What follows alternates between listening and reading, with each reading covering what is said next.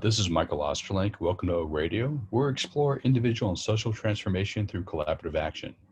I'm a psychotherapist with a transpersonal and somatic specialization. I'm also a transpartisan social entrepreneur, head instructor at Sealfits and Beto Mind Academy, executive coach at Spartan 7, and director of human resilience at Aperion Zoe. Today's show is brought to you by Casper Scafidi, an amazing body worker in the Northern Virginia area, who has integrated various somatic practices into his work. You can learn more about Casper at his website, www.casperscafidi.com. That's COSPERSCAFIDI.com. And today's guest is Amanda Jade Fiorino. She's forged by ocean storms, rolling tides, dense forests, elusive wolves, wailing whales, fire-bellowing dragons, and cunning cougars. Awake to the living and embodied presence of her ancestors, she continues to listen to and is guided by her Greek, Macedonian, Passamaquoddy, Sicilian, and Celtic bloodlines. As a mythic medicine guide, agent of the feral feminine, writer, poetess, mother, and mountain dweller, she supports people in cultivating soul-rooted pathways for participation and psychospirituality, resilience, and resourcing.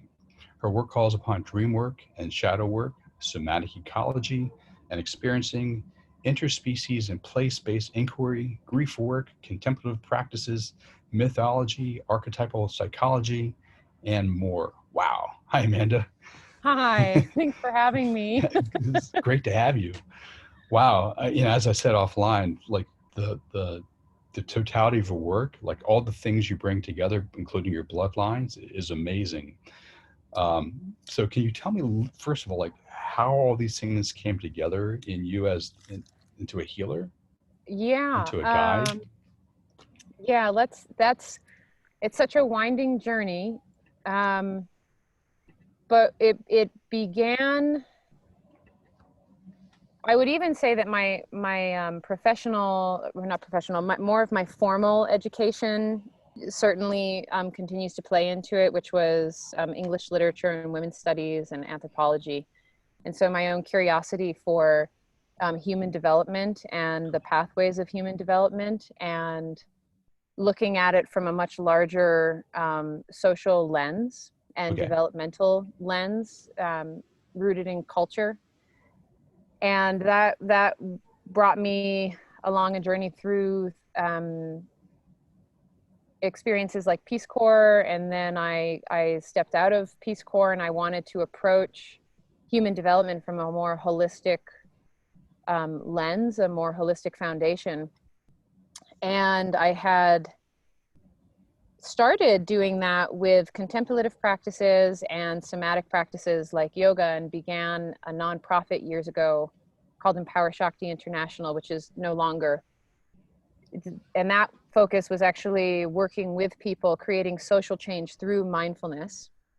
And nonprofit work is incredibly difficult and strenuous and requires a lot of devotion. And for the circumstances of my life at the time, as the ground underneath me, my whole life began to break apart, and much of it at my own hands, but a lot of it also with mystery coming in and breaking my life apart. And that included this nonprofit. And that breaking apart, that crumbling of my life, and this confusion of who am I in the world? Where am I going? What am I doing? What's the story and of my life? What's the story that's guiding me? The deeper mythology of me. That all of that smaller story began to fall away as well. And so there was this feeling of being lost in this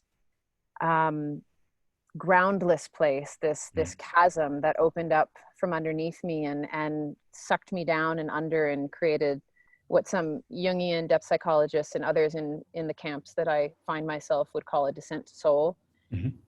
And that actually deepened me and brought me into fuller relationship with the kind of work that I really love doing in the world, which is working with people in those places of massive transition and upheaval and threshold crossing, and where life begins to pull them apart. Their stories are pulled apart, And so I, from that journey of somatic practices and contemplative practices and therapeutic practices, and along the way neuroscience-based techniques that I found my way into for a short while, I started kind of drawing all of those with me, bringing them along, and allowing them to shapeshift in their own way as they needed to continue to work with people from a totally different approach, which is helping people to live a soul-rooted life,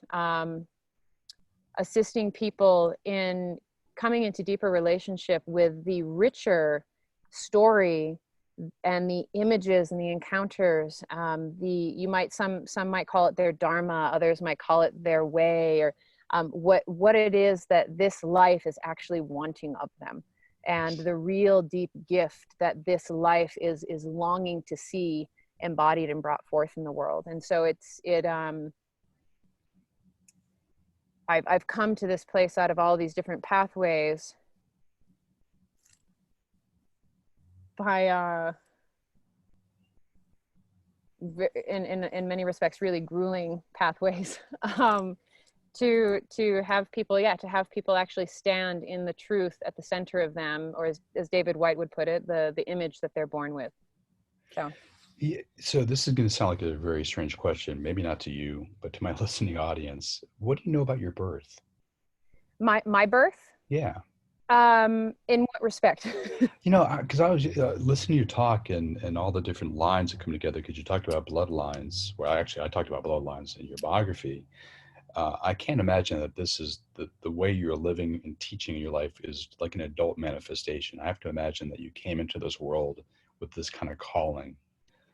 Oh So I'm yeah, kind of wondering well, what like if you know anything about your conception, your birth, and your early youth, and how it shaped you to become the healer that you are. yeah, so I certainly now, more in my adulthood, am aware of it in a different way.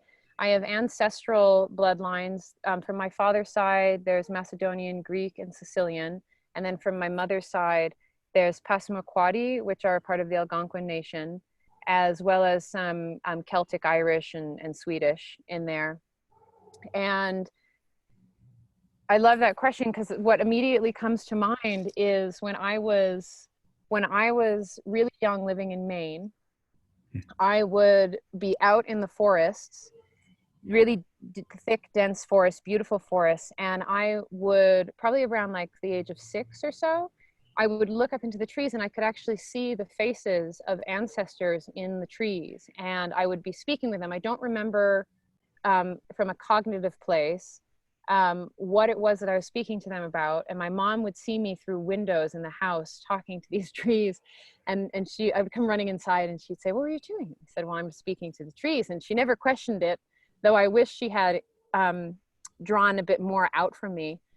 And what I do remember now in my adult years, in my body of me, the soma of me, is that there was something being imprinted upon me from those ancestors. And I speak of ancestors both human and more than human, the trees themselves.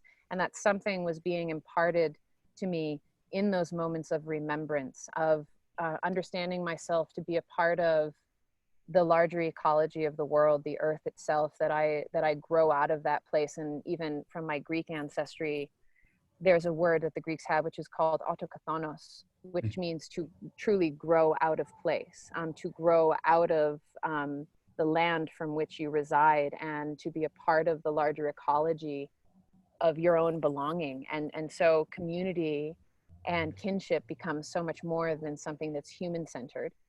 And that's a part of the work that I do, which is helping people in coming into relationship with the deeper story of who they are in the world. A part of that is actually coming back into deeper relationship with the earth itself, and that who they are and who they understand themselves to be is intimately tied to their, what I would call, eco-concentric circles of belonging. And that the trees that they're surrounded by shape them, and the grass, the particular kinds of grass, and the insects and the wingeds that you hear speaking constantly, that their songs creep into some deep part of us and are informing us. And from the deer or the certain predators that might inhabit that space. And so my ancestral bloodlines, I can feel speaking more loudly these days in a way that I'm more, wasn't that I wasn't conscious of them when I was younger, but it seemed almost so seamless and intuitive that I wouldn't have even thought or Mhm. second guessed it. And now in my adulthood, I can hear them in a very different way, speaking through me and reflecting on a part of the certain pieces of my life growing up, such as growing up in Maine, which is close to the lands of the there's the Passamaquoddy who live up in Maine, and then further up the Algonquin Nation higher up in Canada. That I believe the sense that I have, the truth of experiences like that, was that my ancestors at a really young age were actually imparting some kind of wisdom or planting, as if the soil of my body were receiving a seed from them. And my relationship with the land out there, as well as the unfortunate consequence of our industrial capitalizing culture, pulled me away through more of my older adolescent years from that kind of relating with the earth, though there were plenty of threads, wandering the shores of the ocean instead of spending time with kids my own age, and being in the woods and quarries. And so there's some still remnant of it speaking to me, but there is also an element of forgetting.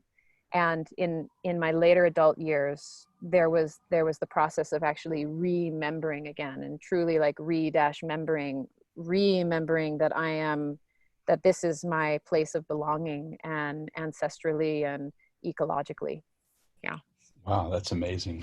Did you have any guides along the way, like when you're a young woman who like opened some doors for you in this kind of space? Because you travel and you've talked about mythic poetics, the Jungian archetypal realm. You've talked about somatics, cognitive neuroscience, contemplative practices. Or were there people who opened doors for you, or was this just how did this work for you? Yeah, that's I did have and have had really amazing mentors and guides that have stepped in throughout the course. Some of them more informally, others more formally.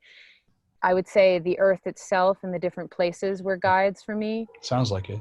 Yeah, very much, and shaping me and listening to the unseen ones as well, the more formless ones that are all about us. And one particular mentor of mine who lives in Boulder still, she was an integrative medicine health specialist with a variety of different focuses, and she scooped me up at one point, and that was where I really started diving into neuroscience-based techniques and a deepening of contemplative practices and mindfulness-based practices and therapeutics, and really starting to look at the language that we use around ourselves and the body and the earth, and all the way from even a yoga class, as an example, to give something more concrete, the language that's being used, which still has these remnants of a power over dynamic, Mhm. and how can we bring in a language that's power to and with, so through the body, with the body, in the same way that since the body is of the earth, how do we bring in a language and an awareness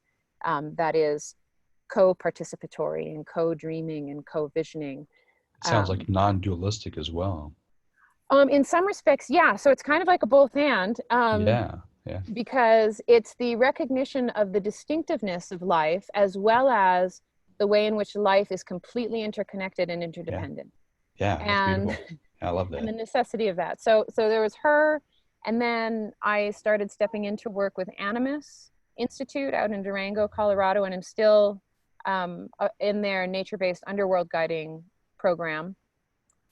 And so one of the founder, Bill Plotkin, is a Oh, mentor of mine, okay. and then several of the other guides that are a part of that beautiful organization, that at different points, learning from them and receiving from them. And then I would say for that's more like the human piece of it, but then some of the non-human spaces that have been guides and mentors to me were places like Mother Maui, and I actually ended up on Maui at the time where my whole life, that chasm opened and my whole life started falling apart. And it was like being held in this tenacious lava infused womb where I was given the space to actually fall apart and then continue to experience more dissolution. When And was that, if you don't mind me asking? that was in 2015, I believe it was. Uh, I actually, it was when I had my nonprofit, and I went and led a training, a mindfulness-based education training in Mongolia to a women's nonprofit that I was connected with. And while there, because I had distanced myself from the habitual state of my ongoing life, all of a sudden things began to crystallize for me around the truths that mattered most. And one of those was that I didn't actually want to be married, and I was married at the time, and that I didn't know who I was. And I came from a childhood that was dynamic like all of ours, and mixed with um, its various kinds of woundings and traumas and flavors of abuse at times. Um, and so I found that, and of course that created a bit of this way of moving through the world where I had experienced something but was never given the space to integrate and metabolize, and then something else would happen and I didn't have space to integrate and metabolize and integrate. And so there was this big huge backlog throughout the course of my life, and I stepped away from it into Mongolia, and all of a sudden it became really crystal clear. And I got back, and immediately when I got back, I spoke to my beautiful ex-husband, stunning human being, and said, I don't know who I am.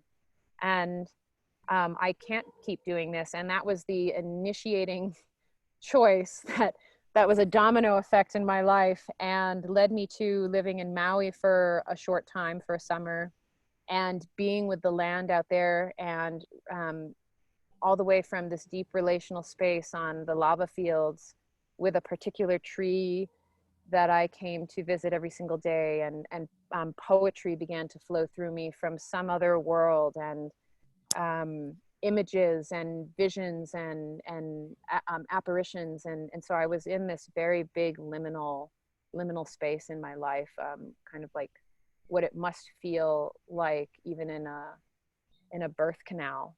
To come from this place and to be being shaped and formed in some way, and then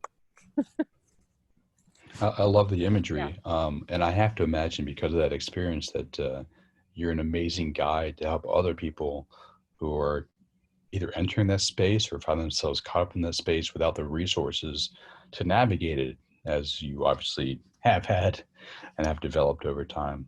Is that your primary work? Is people, like, first of all, let me ask you, is there a primary group of people you work with, and is that the kind of work you do with them? Like, is it females, men? I mean,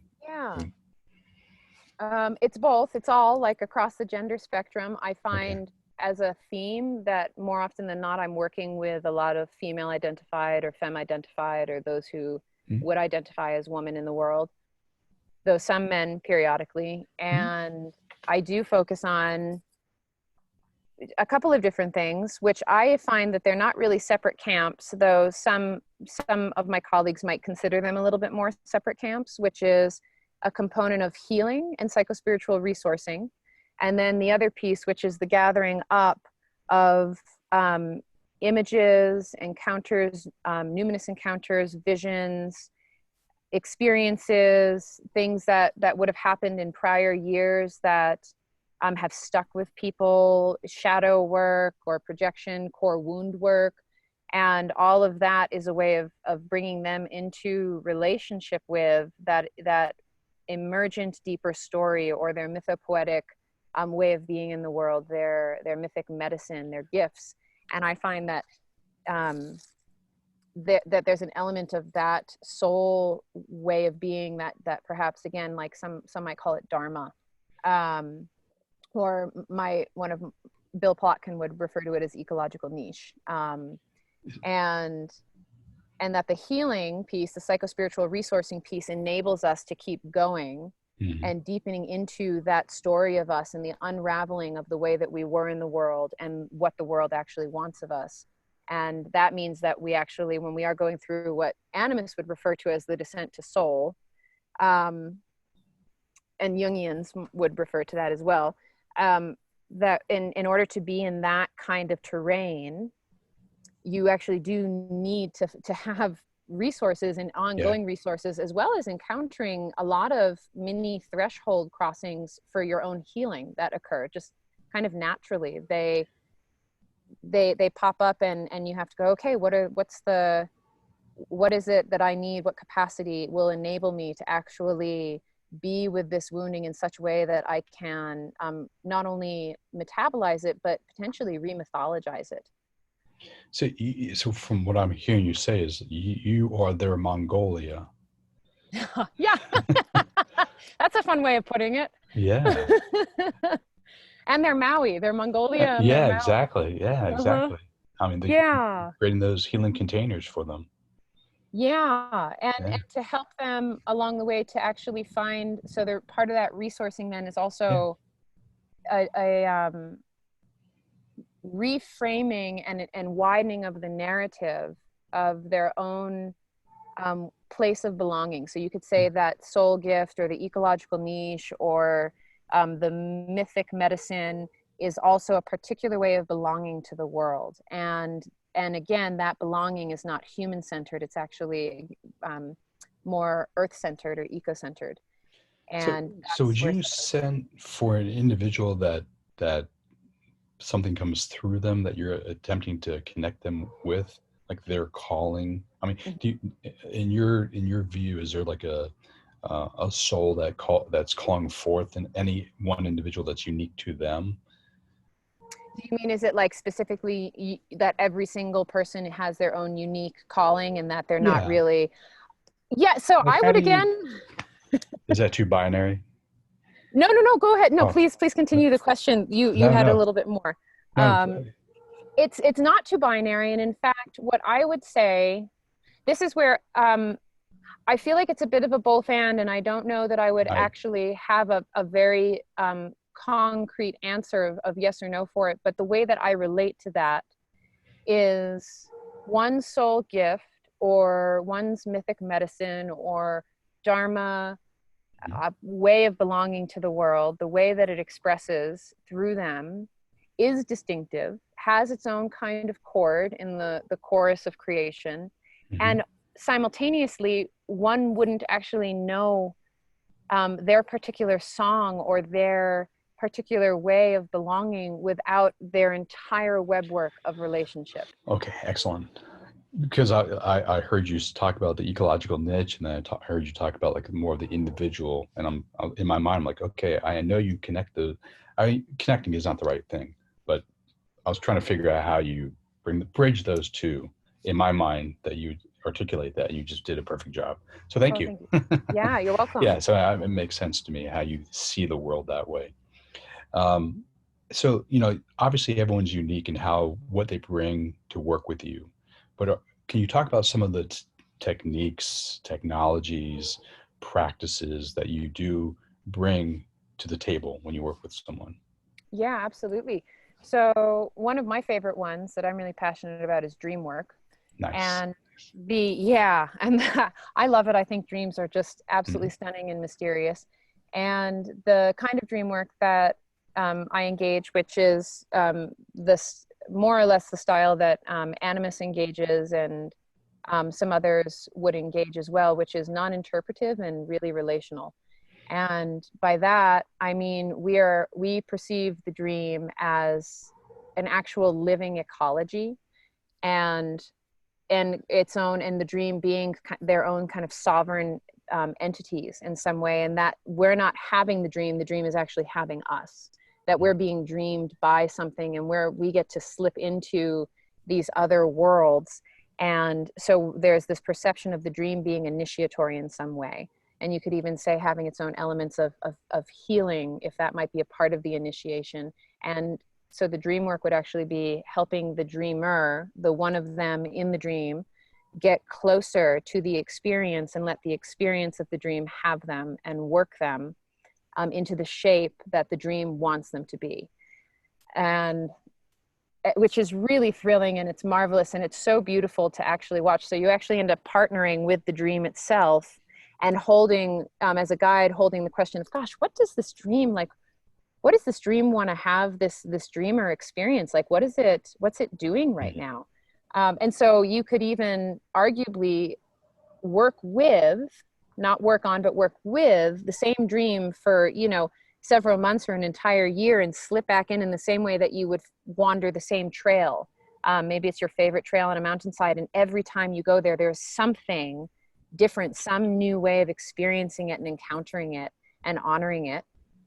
So that's the dream work. Well, let me ask you about that if you don't mind. So Yeah. one word I heard you use is shape. Mm-hmm. The dream shapes you.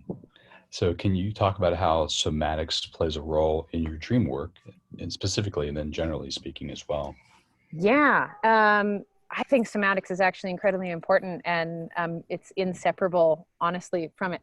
And a part of that is the body of us. We are experiencing the world. We're experiencing our imaginations through our bodies. We're experiencing the dreams with even our senses. And so we can feel the dream itself in the body of us, especially if it holds a clear charge. If it's really fresh, or there's some way in which it came in and really decided this was going to be an intense emotional experience. And so the emotions, the possible memories that come through the dream are felt in the body. And as you're working with the dream, that's a part of the hope, is that we can actually help the dreamer get closer to the emotional and sense-based experience of the dream, because there's a whole cellular reshaping that actually starts to occur when people begin to experience the dream in that way. And depending on the nature of the dream, what the dream wants of the person, how the dream, working with the dream goes, it could be something, because it's initiatory, someone might encounter a dream image, let's say for myself, like a great white shark, which is a common ally and theme and guide for me. And being with the actual terror of that great white shark, of allowing myself to feel it and slip even beyond what some might call the dream ego, the one of you in the dream, is assuming of that being in the dream, relating with that being vastly differently. And because of that relating with that being in the dream and the experience in your body of that being in yourself in the dream, you actually come out through the other side of the dream wholly reformed and changed in a lot of ways. Wow, I love the visual of that. So I can see what you're talking about, and I have to imagine, and my language is very binary, you know, categories. And I apologize for that, because I know you're the way you're discussing things is much more ecologically sound than my categories. But I have to imagine that dreams for you can also be transpersonal in orientation, meaning that some other thing is trying to come through the individual that's not specific to the individual's biography or even about them necessarily, but something that has to come through them for the benefit of even another human being, or an ecological niche, or other sentient beings, or something along those lines. Is that a fair way of putting it? Absolutely. I would actually argue that the idea that this is my dream, when someone says my dream, there's almost a little bit too much of the language that I would use is kind of like a colonizing language in some respect, because it's a very hyper individualistic, like Yeah, this is about me.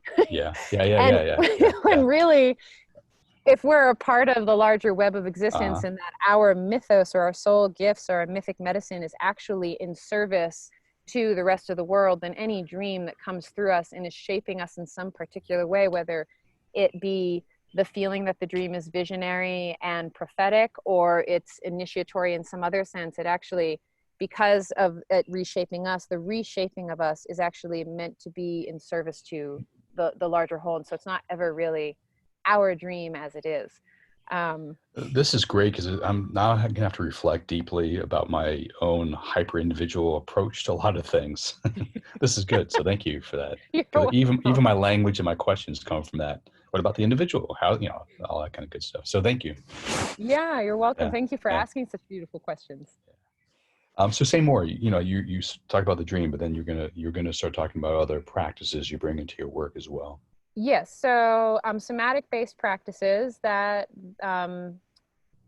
could be twofold. In a sense, it could be either it's again having said that they kind of flow between one another and with one another, I'll just break them apart so that we can get a sense of them more clearly. Mm-hmm. But there could be somatic practices that are rooted more in a focus on healing and psychospiritual resourcing. And then there's the somatic practices that would bring people closer to the shape of who they're meant to be in the world and how they embody themselves. And so I'll use an example of my own mythos, which is a piece of it that came last year was this feral conjurer.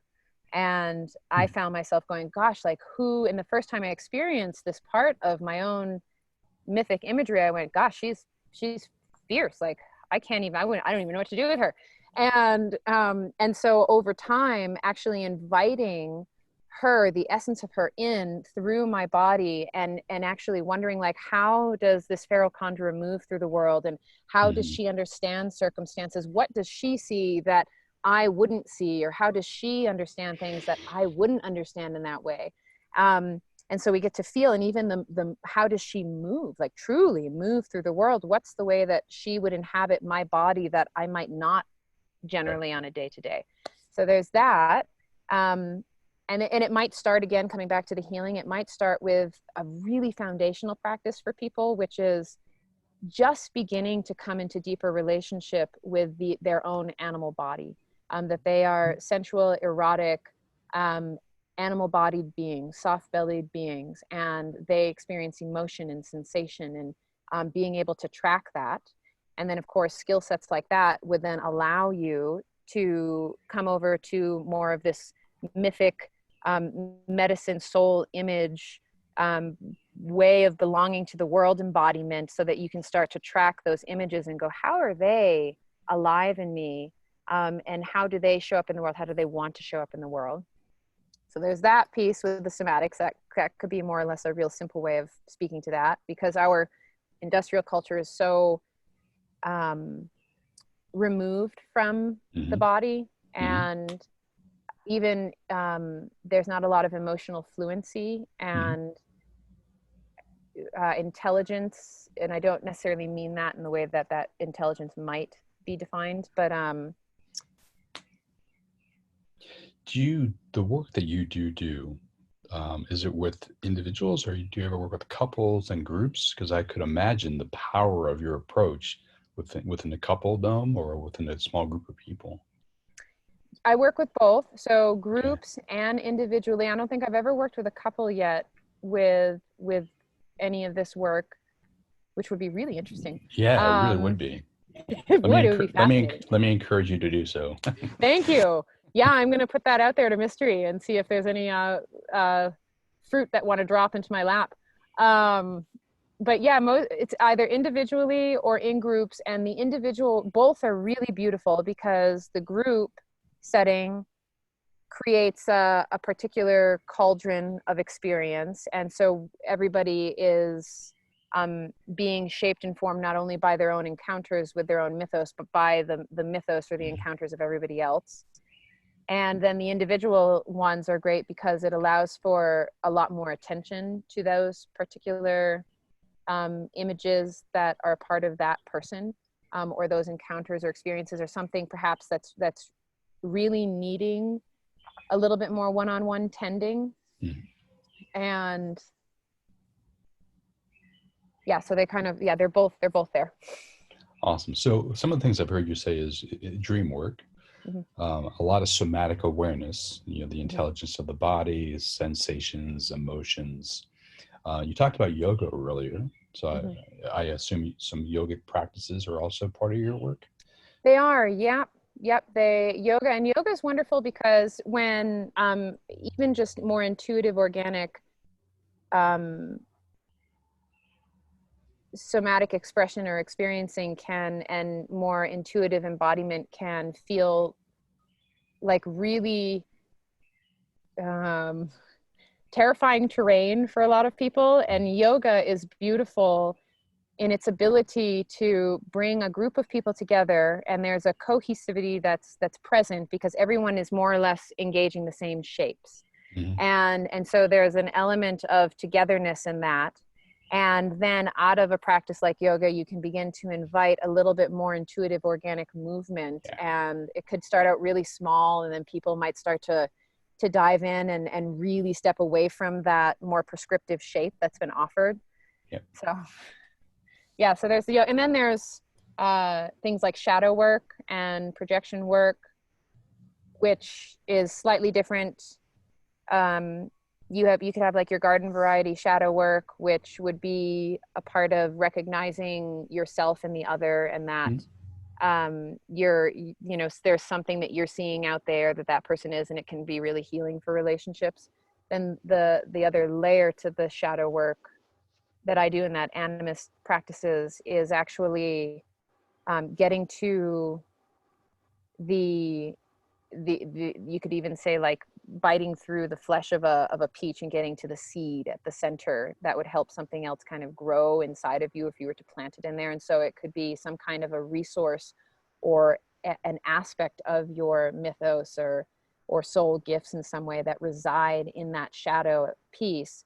And it's in the shadow because of your own the held belief that at some point it was aware, some part of you understood that you were not ready for that, and so it becomes othered and cast off somewhere else, and it's really threatening and dangerous to actually integrate that back in. And so again, it comes back to what kind of psychospiritual readiness and resourcing is necessary to engage that element of shadow.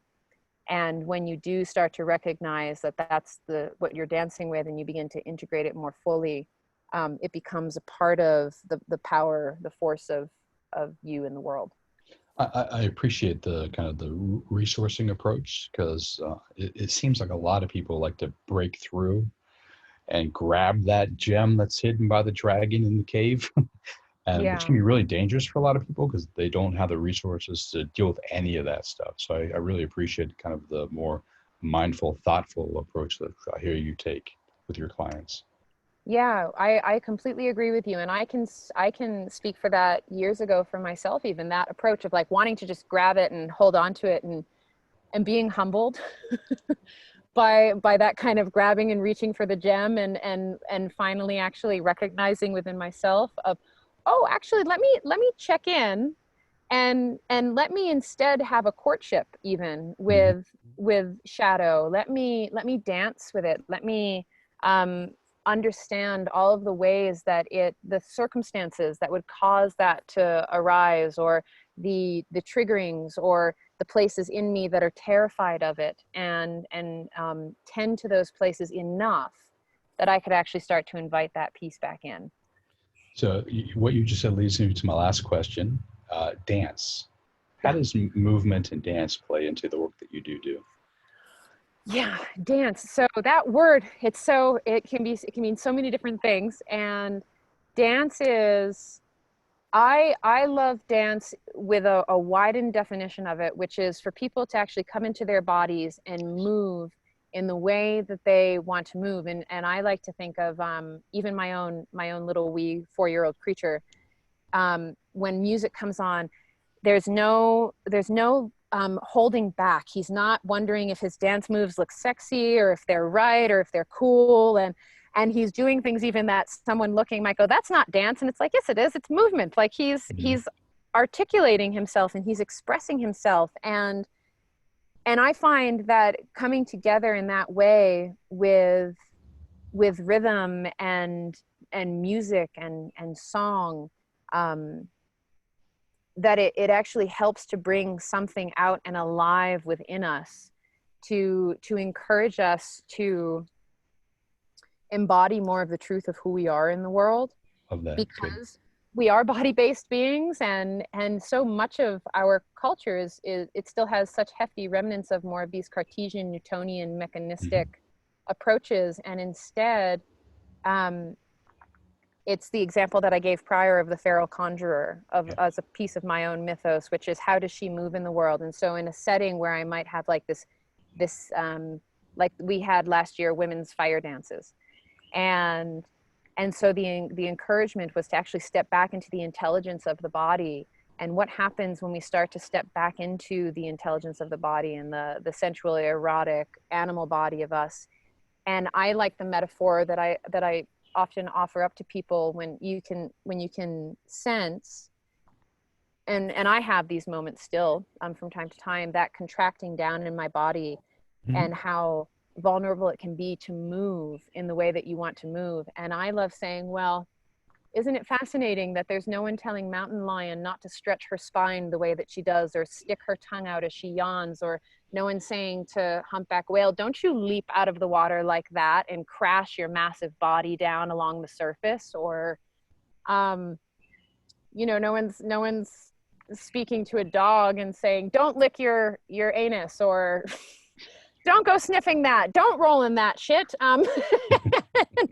Some people are, especially with the last one, but it's to encourage that animal knowing in someone, to encourage moving through the world in a way that challenges the current constructions and paradigms that would actually want to prohibit people from experiencing themselves as fully as they can, of articulating the truths as fully as they can. And we see that even in the ways that still across the spectrum, women are told that they can't move or dress a particular way because it's provocative in this stereotypical negative kind of patriarchal sense, or if you're moving sensually and you are advances that you didn't want are placed in your direction, then it's your fault,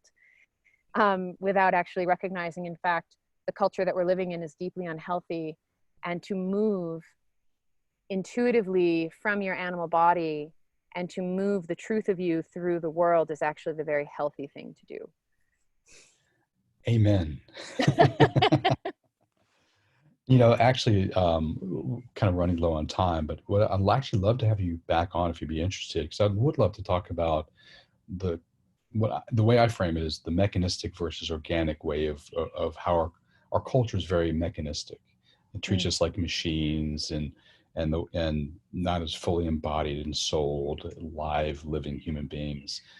From our education system to our medicine to everything. And I'd love to have you back on if you'd be interested, and have that more of the 30,000-foot view of how we can reimagine a culture which supports all the wonderful things that you're talking about. I would absolutely love that, and I'd be honored. Oh, that'd be awesome. Cool. So how can people learn more about your work? They could visit wildearthmedicine.com and visit me there. And I have different articles out there, from grief to redefining narratives around mother, which are predominantly published through the Urban Howl right now. And then different programs. There's an organization, an entity, not an organization, but an entity, a body of work that a colleague of mine and I have started that's called Feral Yoni Productions. And don't let the language fool you. It's for everyone of any gender. But the most recent offering that we have is Feral Lunacy, tending psychospiritual resilience and soul-rooted participation amidst collapse. And that's an ongoing lunar cycle-based offering that's virtual. And there's a sliding scale. And we ask that if people, it's still financially inaccessible for anyone at this time, that they reach out to us, and we're happy to work with them. Nice. So those would be the main places. So wildearthmedicine.com or Feral Yoni Productions, or some of my publications through the Urban Howl. So Make sure to I'll include that in all the show notes as well. Thank you. Amanda, this has been great. I've really enjoyed talking with you. Thank you. I so enjoyed talking with you. This is just so nourishing and enriching to have these kinds of conversations. Excellent. Well, you have a great rest of your day. Thank you. You too. All right. Bye-bye.